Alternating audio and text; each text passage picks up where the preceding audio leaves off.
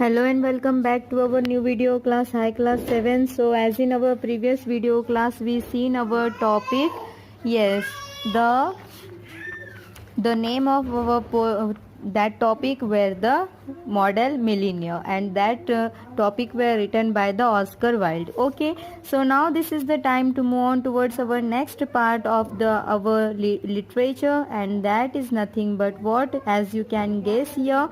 Yes, the ballad of the Father Gilligan. This is our topic today because this is the father who have the ballad, and that ballad of the Gilligan father today we are going to let's see. So this is the poem is written by William Butler Yeats. Okay, as William Butler was very much famous poet at the time of Irish, and he were very much have the particular focus towards the Irish poetry, and he were the very much famous playwright also. So now I will talk to you about first of all the poet William Butler Yeats.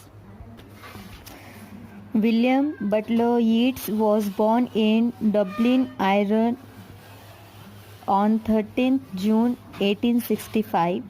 He was the son of a well-known Irish painter, John Butler Yeats, and also learned painting as a teenager, but soon found that it was poetry that he preferred. Yeats was involved with the Celtic Revival, a movement against the cultural influences of English rule in Ireland during the Victorian period. This movement sought to promote the spirit of Ireland's native heritage, though Yeats never learned Gaelic himself. His writing drew extensively from Irish mythology and folklore. Also, a potent influence on his poetry was the Irish revolutionary Maud Gonne, who was famous for her passionate nationalist politics as well as her beauty. Yeats shared with his American counterpart T.S. Eliot and Ezra Pound a pessimism about the political situation in his country and the rest of the Europe, but he never abandoned his strict adherence to traditional verse forms. He was also one of the founders of the famous Abbey Theatre in Dublin. He was awarded the Nobel Prize in 1923, and he died in the year 1939 at the age of 73. So he were in the age of 73 and he were died in the year 1939. So this is about the poet. Don't worry about the poet. No one question is from the poet. Just I was wanted to give you the additional information about the poet Butler. So I had told you that. So now this is the time to see exactly what is the about the ballad of Father Gilligan. So I will tell you what is the ballad of the Father Gilligan. The publication details of the poem are unknown. This is unknown poem. No one has that publication about that poem. However, what we know that for sure is that it is one of the typically distinct poem, and it does not refer to his system of symbols at all. Neither does it hark back to the Irish past. No revolutionary thoughts have gone into this poem. It is a simple story of faith, of believing that God has mercy in his heart for everyone. However, it cannot but please the average reader, since it gives a message of hope for everyone in their times of need. So now let's go towards the particular father who were sitting as the ballad of the Father Gilligan. So the sitting of the Ballad of Father Gilligan in this poem is largely set within a parish on the British countryside. Father Gilligan is the priest in residence there. His congregation all live nearby and they have been asking for his services very often lately. Father Gilligan falls asleep, and when he wakes up, the setting of the poem changes to the house of a man who has died while he was sleeping. All over the parish and his surroundings, a swarm of moths greets precisely at dusk and at dawn, and all in all, the setting is very quaint.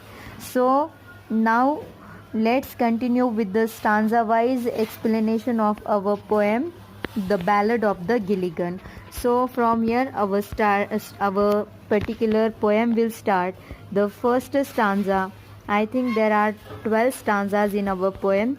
So the first stanza of the poem is: the old priest Peter Gilligan was weary night and day, for half his flock were in their beds or under green sods lay.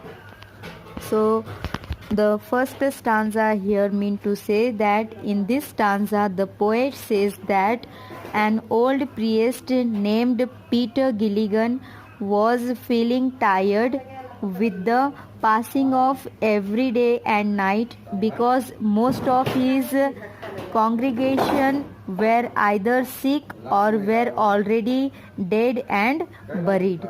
So the next stanza is: once while he nodded on a chair at the moth hour of eve, another poor man sent for him and he began to grieve.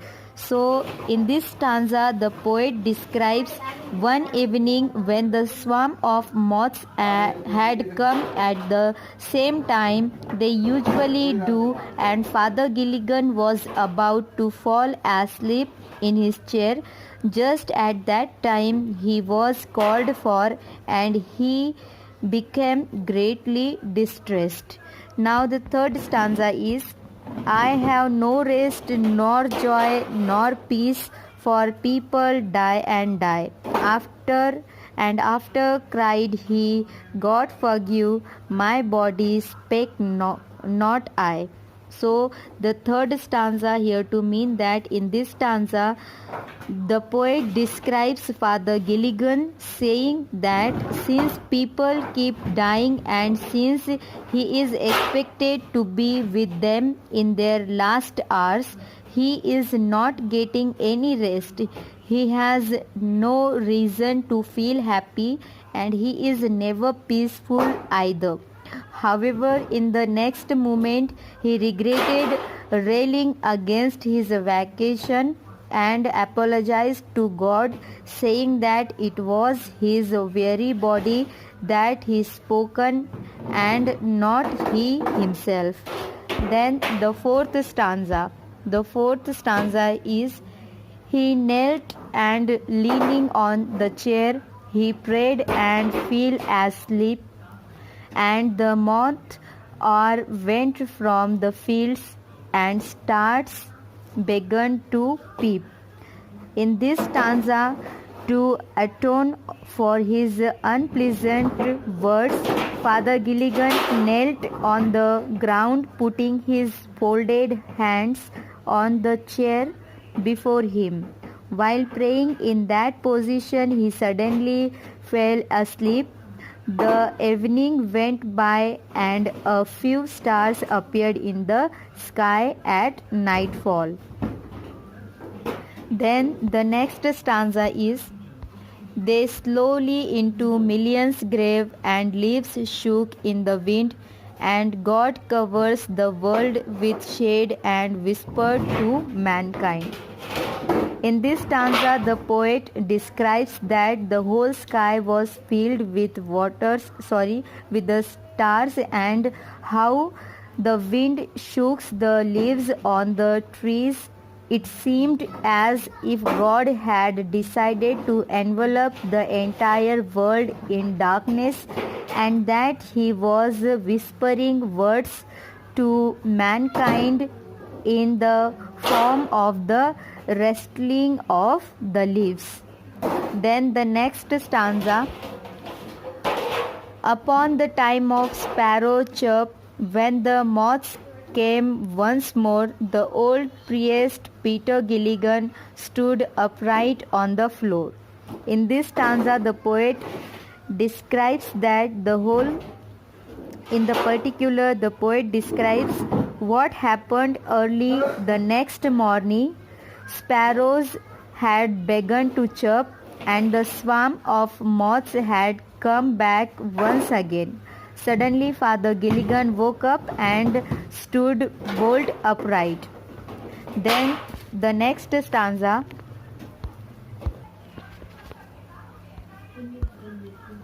Mavran, Mavran, the man had died while I slept on the chair.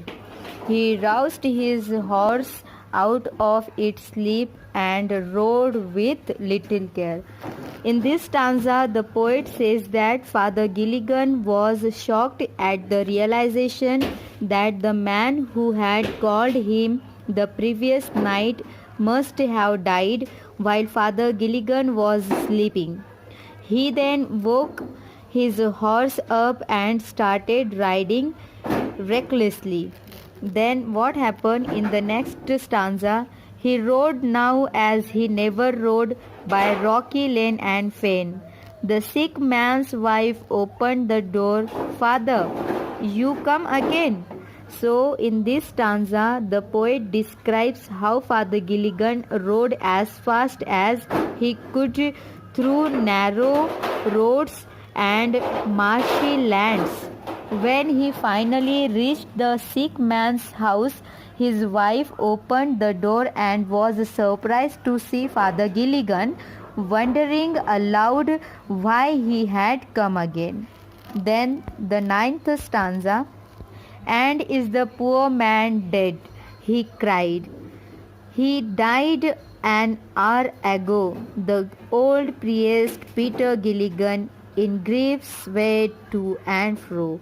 In this stanza, the poet describes Father Gilligan asking the sick man's wife whether her husband had passed away, and the wife answering that he had, in fact, died just an hour ago.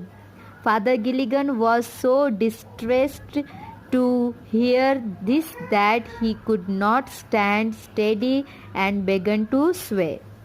Then the next stanza. When you were gone, he turned and died. As merry as a bird, the old priest Peter Gilligan, he knelt him at that word.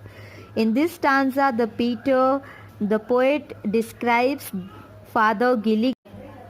In this stanza, the poet says that the sick man's wife told Father Gilligan that after he had left, her husband died a happy death. Hearing this, Father Gilligan knelt on the ground.